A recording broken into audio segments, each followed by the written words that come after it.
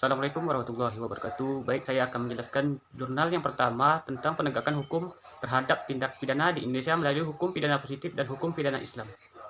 Hukum pidana di Indonesia saat ini kurang memenuhi keadilan serta ketentraman dalam kehidupan bermasyarakat sebab banyaknya tindak pidana yang terjadi akhir-akhir ini menjadikan hukum itu tidak lagi sebagai kontrol sosial, melainkan banyaknya kelompok tertentu memanfaatkan hukum sebagai celah untuk berbuat kejahatan.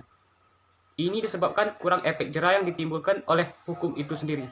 Saat ini Indonesia masih menggunakan hukum pidana positif yang bersumber dari roh dan jiwa yang dibawa oleh penjajah, yaitu hukum negara Belanda. Sampai saat ini belum adanya pembaharuan secara menyeluruh, melainkan pembaharuan secara parsial. Kesimpulannya, perlu adanya hukum pidana Islam harus dipertimbangkan, sebab dalam hukum pidana Islam akan mampu memberi efek jera terhadap siapapun yang melanggar tindak pidana sesuai landasan hukum Islam, Al-Quran, Ijma, Hadis, dan Qiyas. Baik, selanjutnya jurnal tentang analisis perlindungan hak warga sipil terhadap praktik kekerasan oknum negara. Negara wajib memastikan setiap orang berdiri sama rata dan terlindungi demi terciptanya integritas kemanusiaan yang sesuai hak di setiap manusia, satu sama dengan yang lainnya, secara kodrat, universal, dan sebagai anugerah yang telah diberikan Tuhan Yang Maha Esa.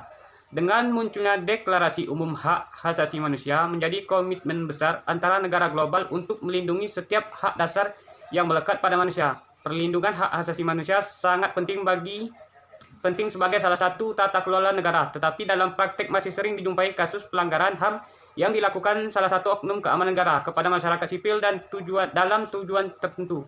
Kesimpulannya, perlu adanya perlindungan yang jelas kepada masyarakat sipil agar terciptanya tata kelola yang baik dan memberikan sanksi tegas kepada oknum yang menyalahi wewenangnya. Selanjutnya, jurnal tentang analisis puasan terhadap Badan Layanan Perizinan Terpadu Kabupaten Bandung.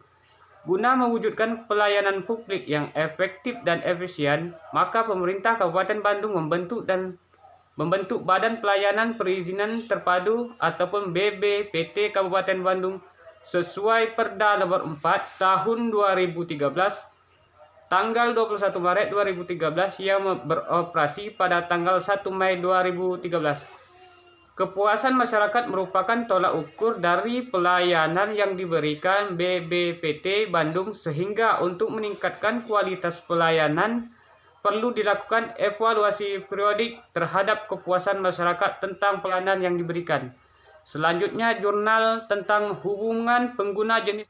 Penelitian ini bertujuan untuk mengetahui hubungan jenis pengguna media sosial dengan kejadian dating violet di SMA Negeri 1 Pajang Bantul, Yogyakarta. Studi koleksi ini menggunakan pendekatan cross-seksional besar sampel 108 siswa, total sampling, dengan alat ukur checklist dan ekuisioner. Analisis data menggunakan chi-square ditunjukkan dengan nilai X kuadrat 1253,1, nilai signifikan P sama dengan 0,0,2 lebih kecil daripada 0,05 dan kontingensi